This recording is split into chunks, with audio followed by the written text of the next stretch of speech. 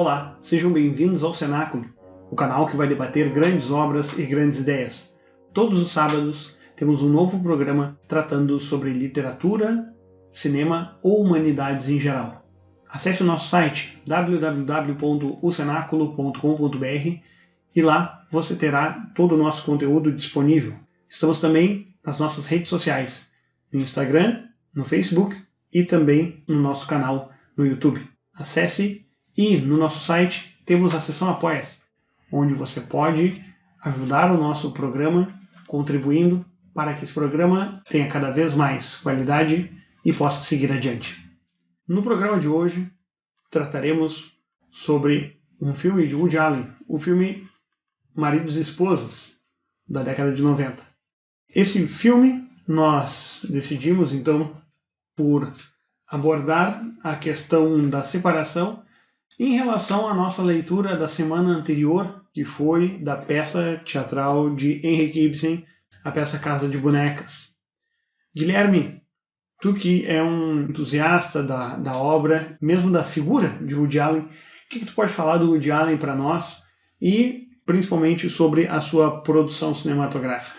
Olá a todos, eu gosto muito do Woody Allen, inclusive recomendo a quem gosta também que leia a sua autobiografia recém-lançada, que é realmente divertidíssima. Praticamente em todas as páginas tem uma pitada ali de humor e que realmente é muito gostoso de se ver. Esse filme que nós vamos comentar hoje, o filme Maridos e Esposas, é um filme da década de 90, foi lançado em 1992. E a título de curiosidade, esse filme foi o último filme em que Woody Allen ele atua como diretor, como roteirista e como personagem principal do filme. Esse filme foi o último filme em que Woody Allen e a Mia Farrow trabalharam juntos. É pública a questão que eles tinham um relacionamento e do rompimento dos dois e de todas as acusações e processos judiciais traumáticos que foram movidos, etc., nos quais eu não vou entrar. Mas esse filme foi feito já enquanto eles estavam os dois numa fase bastante conflituosa e veio a ser o último filme em que eles trabalharam juntos. E é até curioso nisso como enquanto casal, o último filme em que eles trabalharam juntos é um filme que fala sobre separação. Parecia que já estavam esperando por aquilo. Enfim, a hipocrisia. Nesse caso, não. Nesse caso, bem explícito. Nesse filme, nós temos, então, um roteiro que é relativamente simples, onde o personagem Gabe Roth, que é o personagem interpretado pelo Woody Allen, e a sua esposa, Judy Roth, começam um processo de divórcio e não propriamente de divórcio, mas começam um processo de conflito marital. Uma crise matrimonial a partir do momento em que um outro casal de amigos, o Jack e a Sally, que são interpretados o Jack pelo Sidney Pollack e a Sally pela Judy Davis, anunciam a esses amigos, Woody Allen, Mia Farrow, Gabe e Judy, que decidiram, depois de muita conversa e de uma longa maturação, se divorciar, porque seriam, enfim, mais felizes separados do que juntos. E essa notícia impacta muito a personagem Judy, onde ela fica extremamente chocada com essa informação dos amigos, e esse comunicado de divórcio é o estopim da crise entre o casal Gabe e Judy. E a partir daí o filme se desenrola, mostrando a vida desses 4 personagens e as suas angústias e aflições ao longo desse período. O filme é bem interessante porque, do seu ponto de vista formal, ele se aproxima um pouco do filme Zelig, eu acho, né? Que é que é meio documentário. Sim. Onde, então, segue essa estrutura, quer dizer, o filme ele tem uma estrutura documental. Cada um dos 4, em vários momentos do filme, são cortados e conversam com um narrador e entrevistador que nós não sabemos quem é, porque ele nunca é mostrado, e essas pessoas vão pontuando suas observações a respeito daqueles acontecimentos que estão sendo mostrados no filme. O personagem do Woody Allen, ele é um escritor e professor universitário. A Judy e a Sally trabalham juntas numa mesma empresa. E o Jack é um intelectual, assim, refinado. Um escritor, né? Também, aham. E a partir dessa situação, os 4 começam a se colocar dentro desse ambiente social onde eles vivem e como cada um deles lida com a situação do divórcio. O anúncio feito pelos amigos, como já dito, serve como um estopim da crise do casal Gabe e Jude. E naquele momento onde a personagem da Mia Farrow percebe que, para eles, visto de fora, o casamento dos amigos estava indo bem e de repente eles recebem a notícia de que eles irão se divorciar. E isso a coloca em xeque, questionando muitas das premissas do seu relacionamento com o Gabe e se aquilo ali realmente tem alguma chance de dar certo ou não. Aquilo ali serve como uma espécie de luz para a personagem. Quer dizer, uma coisa que é muito mais difícil é se determinar uma atitude ou tomar uma certa posição a partir do momento em que aquilo seria novidade, onde aquilo seria inaugural. Quer dizer, quando se tem um grupo de amigos onde todos eles são casados e aquele casal é o primeiro a se divorciar, isso acaba podendo trazer um choque. Tomar essa atitude pode ser muito definitiva. Mas aqui no caso do filme, quem toma essa posição primeiro não é o casal Woody Allen e Mia Farrow, e sim o casal Jack e Sally. Então, quando esse casal anuncia que vai se divorciar, a personagem da Mia Farrow já não teria mais essa angústia de ser a primeira daquele grupo a fazer isso. Já estaria sendo feito por outras pessoas. E ali, nesse momento, ela começa a se questionar será que esse relacionamento que, visto de fora, estava tão certo e se desfez, será que o meu relacionamento também não está indo por esse caminho? Eu acho interessante que, a princípio, pela postura que o casal de amigos acaba mostrando ao anunciar o divórcio, ou seja, um divórcio consensual entre eles, de que foi tudo bastante bem pensado, racionalizado e que ambos consideravam que aquilo seria o melhor para eles. Mas ao longo do tempo a gente consegue ver durante a história de que essa racionalidade na verdade funciona como uma espécie de carapaça racional que eles tentam passar para o mundo exterior, mas a gente percebe que as paixões humanas, que são inerentes e que inúmeras vezes vão aparecer em filmes do Woody Allen, vão se mostrar bastante fortes, não principalmente na personagem da amiga, da Sally, mas também na do amigo, né? E a gente percebe que ambos, cada um deles vai buscar um novo relacionamento, e ele se apaixona por uma mulher mais nova, que gosta de cuidar da saúde, ou seja, o completo oposto da sua esposa, a sua companheira anterior, né, uma mulher mais nova que gosta de cuidar da saúde, mas que não tem uma vida intelectual, que fala algumas besteiras, que acredita em algumas coisas, acredita em confluência planetária e de como a era digital influencia tal, e aquilo é visto como algo bastante ridículo no círculo de amigos de Jack, e isso acaba fazendo com que ele acabe se irritando com essa postura da esposa. Ou seja, parece que a idealização que se faz sempre de uma nova parceira vai aos poucos esboroando, vai se desfazendo quando percebem que, na verdade, estão iniciando um novo relacionamento com pessoas de carne e osso, que têm suas características, que têm uma visão de mundo diferente, que têm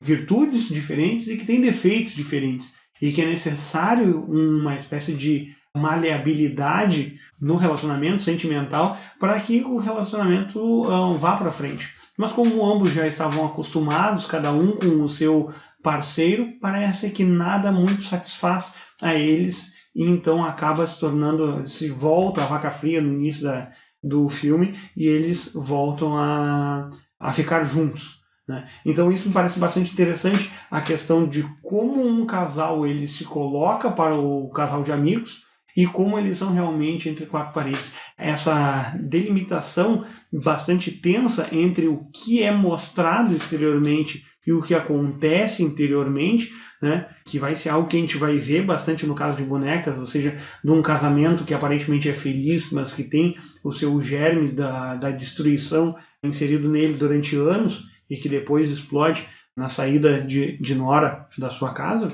Aqui no filme do Woody Allen também vai aparecer nessa relação que esse casal de amigos vai ter. E a gente percebe que daí no outro casal os conflitos eles são diferentes, e que cada um deles tem a sua característica, né? Enquanto que o Woody Allen ele não leva muito em conta os posicionamentos, as posturas que a personagem da Mia Farrow tem, principalmente no seu gosto literário, ele vai acabar dando bastante valor à crítica que uma aluna mais nova, uma aluna que ele tem, uma garota ainda adolescente, saindo da adolescência, tem sobre os seus livros, e ele vai levar isso em alta conta como algo a ser discutido, a ser pensado e ser louvável, né? Então ele parece sempre buscar no outro uma espécie de idealização. Eu acho que isso é muito forte, a gente vê isso bastante nos personagens do Woody Allen, esse processo de idealização que nós fazemos das relações entre homem e mulher. E justamente isso que o Miguel comentou, quer dizer que pode parecer um pouco clichê, mas os personagens de Jack e Sally parece que eles precisavam apenas de o cotidiano havia desgastado o relacionamento deles. Então parecia que eles não conseguiam mais ver um no outro nenhuma qualidade e, portanto, não tinha razão de se continuar o relacionamento. Se desfez o casamento e cada um partiu para uma nova relação. E nessa nova relação eles perceberam não só que as pessoas com quem eles estavam se relacionando não cumpriam, era um relacionamento que não encaixava, quer dizer, tinha alguma coisa ali, um quê de artificialidade, que aquilo não parecia um relacionamento natural, aquilo ali era muito mais cada um tentando forçar a barra para que desse certo, e a partir desse momento cada um percebe o valor que o seu ex-cônjuge tinha. Então parece que aquele valor que no começo nenhum deles via no outro, a partir do momento que ocorre a dissolução do casamento e o contraste daqueles valores que eles achavam que talvez nem fossem mais qualidades com pessoas novas, eles veem que aquilo que eles abandonaram tinha sim um valor muito significativo. Quer dizer, aquela coisa que parece meio clichê de que só se deu valor depois que se perdeu.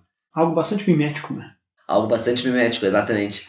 E me parece que, paradoxalmente, o personagem que mantém uma melhor consciência sobre essas relações humanas é o próprio Gabriel, né? Porque ele diz que nos relacionamentos anteriores dele, ele sempre teve uma queda por mulheres que eram meio malucas, assim, que simplesmente faziam a vida dele um inferno. E ele percebe aos poucos que, ao se apaixonar por essa aluna, ele acaba percebendo que estava idealizando essa menina e que quando essa menina começa a fazer críticas contundentes à obra dele, que no início ela diz que gosta muito e depois começa a colocar alguns poréns na obra, ele começa a perceber que ela tinha aquele quê de loucura que tanto atraía ele quando ele buscava uma nova companheira, né?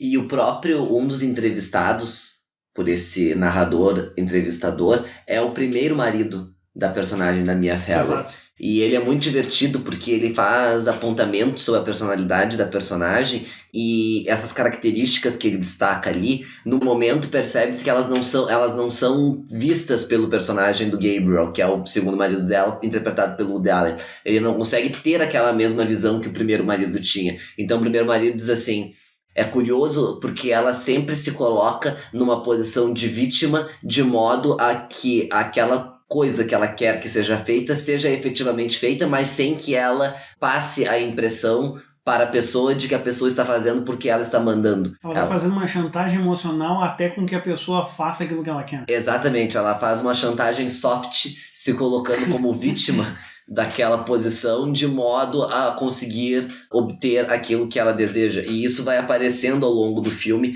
em vários momentos, desde em coisas pequenas até em coisas maiores. Da mesma forma, o personagem do Woody Allen, até o final do filme, parece que ele não percebe isso, porque na última cena em que isso ocorre, que é quando depois eles já terem se divorciado e a personagem da Mia Farrow mostra o seu novo companheiro, e aí o companheiro expõe algumas coisas ali e tal, de como é que vai ser a vida deles, etc e tal, ele pontua algumas coisas ali de como é que vai ser o relacionamento deles, etc e tal, e aí vem o primeiro marido dizer, viu, exatamente daquele jeito que eu tava falando, ela se coloca numa posição de vítima e agora ele vai fazer o que ela quer. Então, quer dizer, nesse conjunto do relacionamento do Gabe e da Jude, ela percebe, a partir do momento do divórcio, quais pontos ela havia cedido para que o relacionamento desse certo. E aí ela percebe que ela abriu mão de algumas coisas para ficar com o Gabriel. Então, por exemplo, ela gostaria de ter tido filhos, mas ele não quis ter filhos, então ela abriu mão disso. E ela confronta ele com isso, dizendo, olha, tem várias posições que eu gostaria de colocar, por exemplo, a questão dos filhos. E tanto é que o Woody Allen, no personagem, depois confronta ela, dizendo, tá, mas então tu quer ter um filho? Então vamos ter um filho. E daí ela diz, mas eu não quero ter um filho por obrigação, nem um filho para salvar esse relacionamento. Eu quero ter um filho porque a gente quer ter um filho. E aí é muito curioso, e é uma cena muito divertida, que é uma cena onde o Woody Allen chega querendo transar, e eles começam a dialogar sobre isso, sobre a questão da paternidade, da maternidade, não sei o quê. E aí quando termina a cena eles vão dormir. Porque aquela discussão já foi tão massiva e tão que ele desiste. Eles dizem, olha, então quer saber? Eu não quero mais nada, vamos dormir, vamos deixar assim, outro dia a gente vê o que a gente vai fazer. Acabou o clima, não tem clima nenhum, então não tem como. E a questão sexual também aparece no casal Jack-Sally, porque a Sally conta pro narrador, e o Jack também, que a vida sexual deles já não é lá grande coisa, que eles transam pouco, que eles quase nunca transam, e o personagem Jack destaca que o desempenho sexual da sua parceira sempre foi muito fraco, que não só eles não transam muito, mas que ela não transaria bem. Então há todo esse conflito que justificaria, por exemplo, a procura dele após o divórcio de uma mulher que fosse justamente mais nova e que conseguisse suprir essa lacuna que não era preenchida no relacionamento anterior. No entanto, depois que ele se relaciona com essa menina e que ele vê a sua real personalidade, suas qualidades, seus defeitos, ele percebe que ainda que o relacionamento anterior não tivesse aquilo, o relacionamento anterior compensava por outros motivos. Quer dizer, o relacionamento anterior lhe dava coisas que esse relacionamento não dá. E depois do casal se reaver, o Jack e a Sally, eles fazem uma entrevista juntos com o narrador, onde eles colocam, o narrador questiona, e a questão sexual? E aí eles dizem, a questão sexual ainda não foi resolvida, continuamos na mesma, mas também não se pode ter tudo na vida, né? Então nós meio que fizemos um acordo aqui e estamos tocando adiante. Então, o que é curioso nesse ponto é que a postura do Jack, da Sally, é uma postura cíclica, né? Eles têm um relacionamento, eles desfazem esse relacionamento, ambos à procura de alguma coisa que sentia que o seu parceiro não era capaz de lidar, e depois de cada um deles fazer uma experiência que foi mal sucedida, eles retornam para o patamar inicial, ou seja, eles reatam e veem que talvez aquele relacionamento que eles achavam que não era tão bom, na verdade, era bom sim. Quer dizer, esse contraste que dá com a realidade que eles tinham e aquilo que eles idealizavam acabou demonstrando que o relacionamento deles não era tão ruim. E o oposto se dá com o casal Woody Allen e Mia Farrow, quer dizer, especialmente o personagem do Woody Allen, em vários momentos, e nesse ponto é um paralelo que pode ser feito com a peça Casa de Bonecas, ele acreditava que o relacionamento deles era um bom relacionamento. Ele acreditava que aquele relacionamento não tinha nada demais. Não tinha nada muito equivocado, não tinha nada que desvirtuasse aquele relacionamento. Para ele era um relacionamento comum como qualquer outro, era um relacionamento que estava dando certo. E a sua postura com relação à sua aluna é muito mais uma postura, digamos assim, de caráter sexual do que de caráter existencial. Ele se sentia atraído por ela fisicamente, mas não era uma questão de alguma problemática substantiva dentro do relacionamento deles que fizesse com que ele procurasse esse escape. Ao contrário da personagem da Mia Farrow, ela percebe que há algumas coisas naquele relacionamento que não cabem. E isso justamente ocorre a partir do momento em que ela toma consciência da sua posição, quer dizer, ela percebe que várias coisas que, digamos assim, sustentavam o relacionamento não porque havia tido um acordo entre eles, mas porque havia tido uma posição deliberada da parte da personagem da Mia Farrow em não tocar em determinados assuntos e não discutir determinadas coisas, simplesmente para que se deixasse o relacionamento fluir de uma forma boa. Então, quer dizer, sob esse aspecto, a personagem era, digamos que, subjugada pelas posições do Woody Allen. O Woody Allen impunha as suas vontades e ela, por uma questão de temperamento ou até por não querer desgastar aquele relacionamento, acabava ficando silente e aceitando aquelas posições que lhe eram impostas.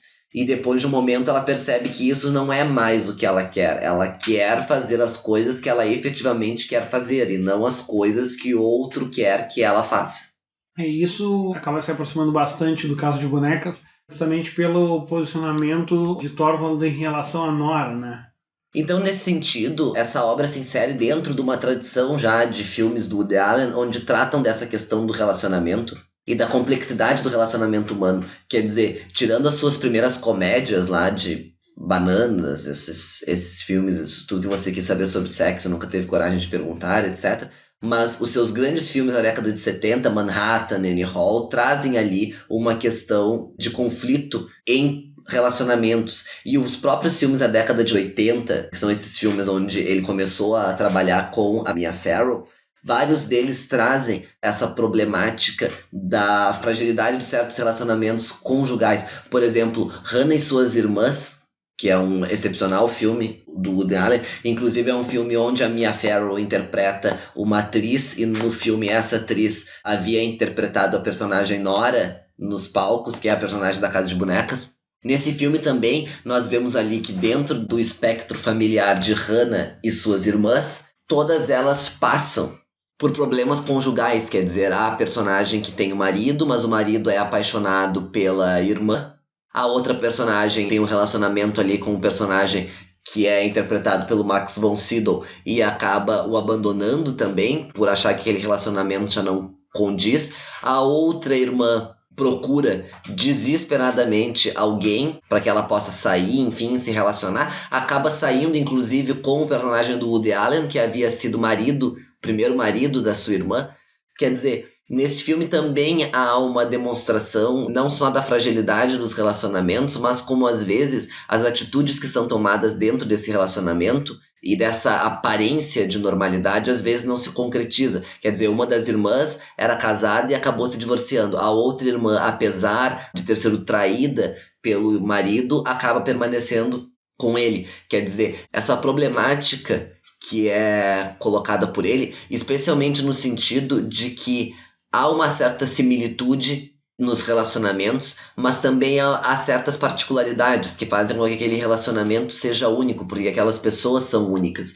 Então, quer dizer, às vezes o caminho que vem a ser trilhado por determinada pessoa não significa que deva ser trilhado por todos, porque aquele caminho é um caminho individual. Então, no Maridos e Esposas, a partir do momento que o Jack e a Sally resolvem se divorciar e esse divórcio tem um impacto no casal Gabe e Jude, isso não significa que eles também devessem necessariamente se divorciar. Tanto é que o que vai ser mostrado depois ao longo do filme é que o casal Jack e Sally, ao se divorciarem, foram em busca de coisas que para eles eram importantes, acabaram não encontrando essas coisas e retornando ao relacionamento. Quer dizer, o divórcio serviu apenas como uma forma de reafirmar aquilo que eles já tinham antes. Ao contrário, foi o que se deu com o casal Woody Allen e Mia Farrow. Nesse caso, quando eles se divorciaram, quando eles optaram, depois de muitas crises, pelo divórcio, eles não voltaram um com o outro. Quer dizer, cada um seguiu o seu rumo de uma forma separada. É interessante que a obra, por ter essa característica de falso documentário, que tenta mostrar de alguma forma uma espécie de como funciona o céu e o inferno conjugal dos casais modernos, acaba trazendo também algumas questões. A própria opção de Woody Allen de fazer um filme assim acaba trazendo certas opções na própria forma do filme que não são tão comuns às obras dele. Por exemplo, o Woody Allen é um grande admirador de jazz e em inúmeras das obras dele a música vai dar um tom bastante intimista à obra. E a gente percebe aqui que, sem ser nos créditos iniciais e finais, a obra não tem nenhuma trilha sonora. O Woody Allen, inclusive, tem uma banda de jazz, né? Inclusive, ele tem uma banda de jazz e às vezes ele não vai na programação, não vai nos festivais, justamente porque ele está tocando lá na sua banda. Em nenhum momento a gente percebe uma trilha sonora aparecendo, porque justamente o próprio processo aqui vai mostrar um cinema muito mais cru, ou seja, vai aparecer uma câmera de mão, uma espécie de cinema verdade se mostrando aqui de uma forma muito mais crua para tentar trazer mais a questão intimista, ou seja, a própria artificialidade da trilha sonora numa obra acaba induzindo o telespectador a assumir certas emoções, certas tensões que a cena em si vai tentar passar, e aqui a gente não vê nada disso, ou seja, parece que aqui ele tenta mostrar de uma forma mais crua, de uma forma mais dinâmica, mais direta, mais intimista, as relações dos casamentos sem nenhum artificialismo em volta. né? Então a gente vê essa câmera mais amadora aparecendo no filme, e o filme ele tem um caráter assim mais amador, né? E a gente vai percebendo que isso vai trazer uma certa intimidade para as próprias desgraças da cena familiar. E a gente percebe isso também muito no exemplo da cena em que a Sally, quando descobre que o ex-marido está com uma nova namorada e ela tá querendo, então, por uma necessidade, por uma autoafirmação, ela quer sair com um sujeito que gostava dela, ela vai até a casa desse sujeito e não consegue, de um modo algum, o sujeito conseguiu alguns ingressos para eles irem numa ópera, e ela não consegue aproveitar, não consegue fruir aquele momento de se desvencilhar do marido e simplesmente acaba fazendo um barraco, telefona para ele da casa do sujeito com o qual ela está saindo naquele momento, ou iria sair, e começa a brigar com ele, formando uma espécie, estendendo aquele barraco conjugal para o seu possível próximo relacionamento. Então ele vai trazer questões muito cruas dessas relações entre homem e mulher, entre marido e esposa, justamente para mostrar de uma forma um pouco mais realista todos os dramas que permeiam essas relações conjugais.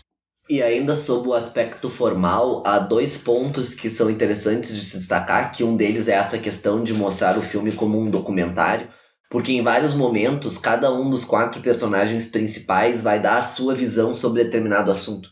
Então, por exemplo, há um diálogo bem interessante sobre ser solteiro versus ser casado e o que se esperar na velhice quanto a um relacionamento, e cada um dos 4 dá a sua visão individualmente para aquele entrevistador. E isso é muito bacana, porque isso coloca o espectador como uma espécie de editor daquele filme e um participante, quer dizer, se escuta aquelas 4 opiniões e dá ao espectador a possibilidade de aderir a alguma delas, ou se não concordar com nenhuma, formular a sua própria.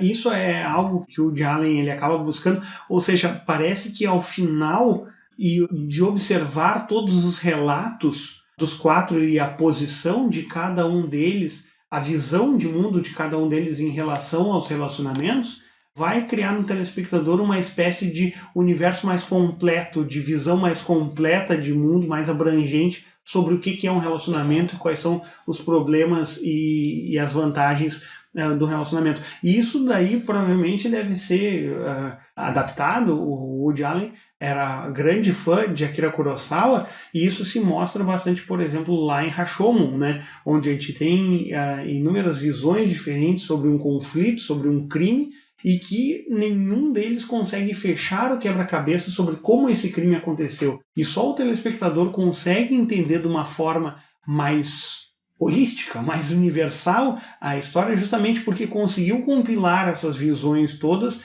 e chegar a um denominador comum. E aqui parece que acontece a mesma coisa quando o telespectador ele consegue compreender o ponto de vista de cada um deles para formar esse todo, né? Ou seja, ele junta as partes e forma um todo. E sobre essa questão é importante porque um dos temas que também são muito caros ao Woody Allen, além das questões do relacionamento, é a questão da velhice, da solidão e da morte, né? E eles acabam se colocando, uma das questões que mais assustam e que mais podem ser determinantes num sujeito quando ele pensa sobre o seu relacionamento é com essa pessoa que eu vou passar a velhice, ou seja, o que é um companheiro, né? E como esse companheiro ele vai ser o participante da minha vida até o fim dos meus dias. Ou seja, filhos crescem e vão para o mundo, ou seja, eles não vão ser os companheiros de velhice.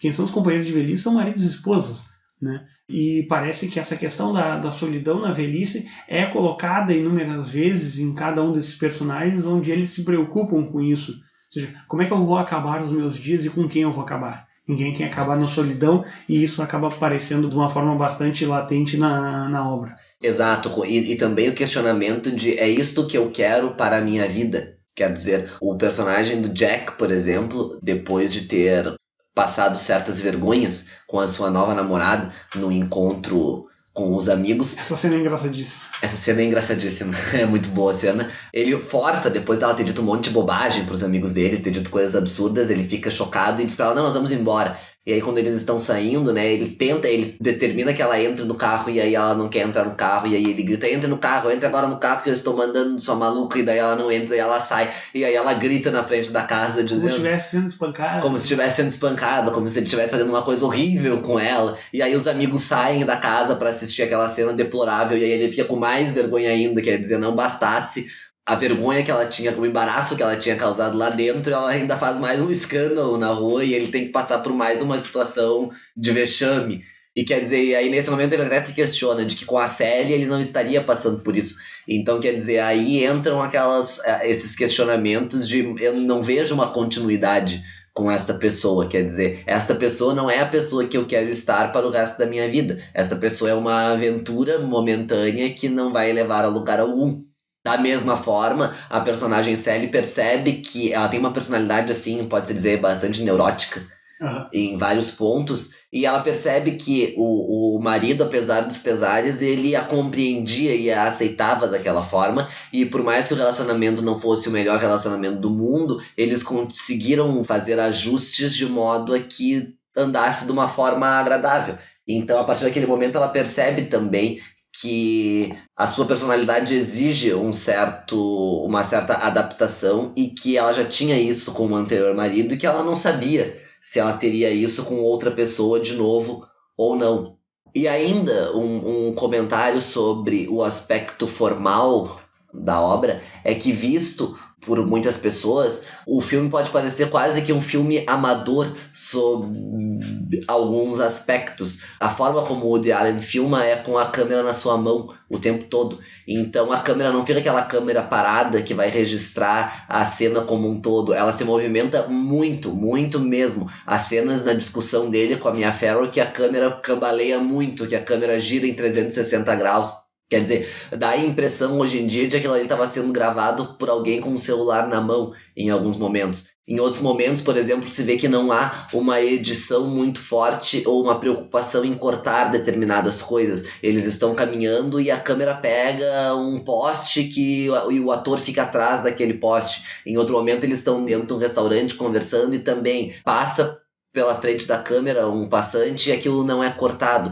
Quer dizer, isso foi feito de forma proposital pelo Woody Allen para que ele queria dar essa impressão não só de um cinema amador, digamos, entre muitas aspas, mas uma forma que mostrasse, e ele comenta sobre isso na autobiografia dele, uma forma de gravação que mostrasse um pouco mais de intimidade com aquelas pessoas e com aqueles lugares. Então a câmera dentro da casa não tinha tantas tomadas em long shot, faziam mais closes nos personagens, etc. Se movimentava muito, quer dizer, uma coisa que mostrasse aquelas pessoas como elas realmente eram dentro daquele ambiente. E isso também é muito bom porque, especialmente nas tomadas de conflito, onde a câmera foca nos personagens, dá ao telespectador uma sensação um pouco mais fechada, né? Um pouco mais de claustrofobia, se aproxima muito mais do conflito do que ver aquela cena dos dois brigando numa tomada longa, onde se visse todo o ambiente, não apenas as suas expressões faciais e as suas brigas, os seus gestos, enfim. Então essa opção que ele tomou foi uma opção muito bem sucedida do ponto de vista formal, assim, a opção que ele tomou ajuda, colabora com o enredo e com o sentimento que ele quer passar no filme, e isso é muito bacana. E interessante, tu tinhas comentado sobre o fato de Sally ser compreendida pelo marido, porque o novo namorado de Sally, que é o personagem do Liam Neeson, Michael, ele é um sujeito também extremamente compreensivo e ele adora qualquer tipo de neurose, de maluquice que Sally vai fazendo ao longo do seu relacionamento. Então ele parece bastante encantado com ela e também ele acaba idealizando essa mulher, mas ao mesmo tempo que ele também é compreensivo em relação aos problemas dela, não é uma compreensão que agrade ela, né? Ou seja, parece que ele é adocicado demais em todas as formas de lidar com ela, e ela simplesmente desgosta disso e começa a imaginar que talvez fosse mais racional voltar para o marido, afinal de contas o marido novamente estava solteiro depois de acabar seu novo relacionamento. E aos poucos a Mia Farrow ela começa a perceber, quando ela serve de cupido para a amiga apresentando o Michael a Sally, ela percebe que aos poucos, quando os dois começam a se relacionar, ela pensa, não, mas eles não têm nada a ver e na verdade eu tenho mais a ver, ou seja, ela acaba empurrando para a Sally um sujeito que na verdade ela estava interessada, né? Ou seja, ela acaba terceirizando o seu desejo para a amiga, dizendo que ele era um sujeito espetacular e que seria um ótimo parceiro para ela. Depois ela percebe e se dá conta de que ele seria um ótimo parceiro para si própria, né? Uma visão que... Uma inserção, na verdade, esse filme dialoga, ao meu ver, não sei se o Miguel concorda, mas com um grande filme da década de 60, que não é do Woody Allen, que é do Mike Nichols, mas é muito interessante como há uma certa similitude entre maridos e esposas e Quem Tem Medo de Virginia Woolf,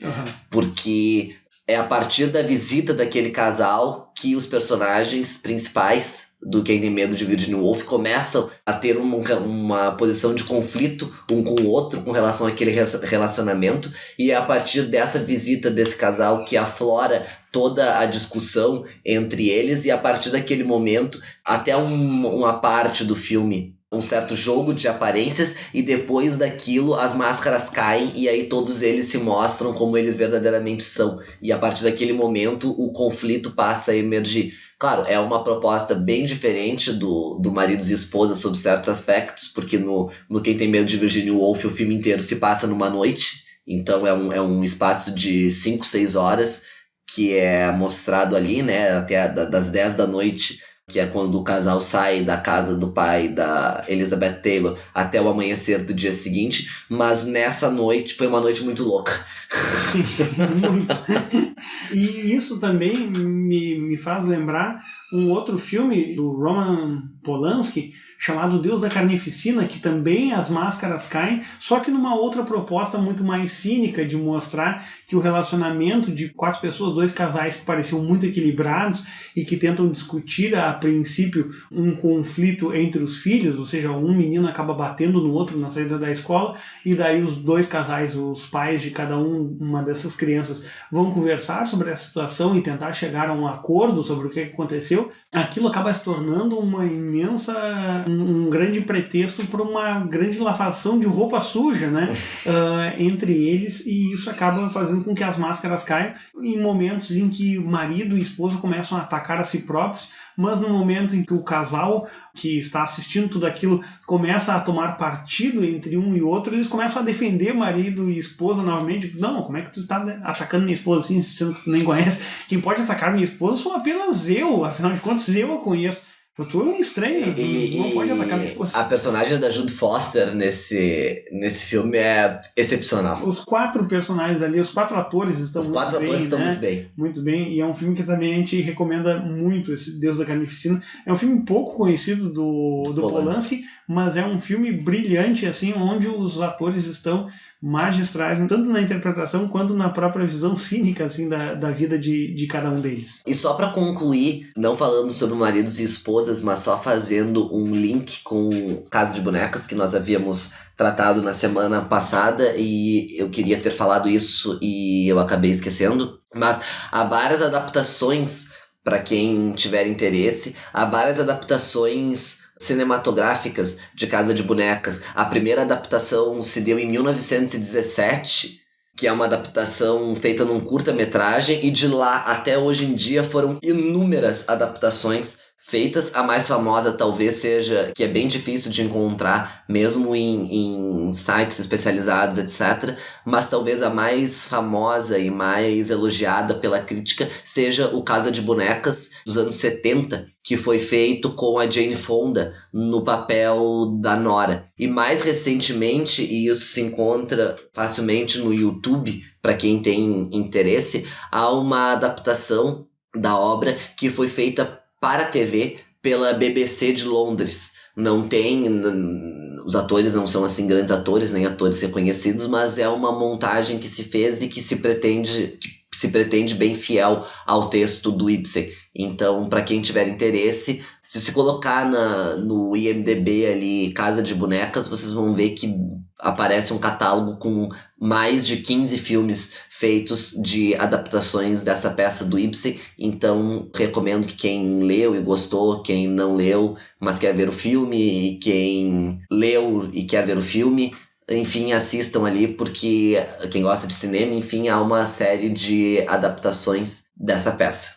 Bom, encerrando hoje o nosso programa, já gostaríamos de convidar a todos que estão ouvindo que no nosso próximo programa, no nosso próximo sábado, nós trataremos de uma obra de humanidade, como já é clássico aqui na nossa alternância entre literatura e alguma obra de humanidades, sempre intercalados por obras cinematográficas que a gente possa analisar.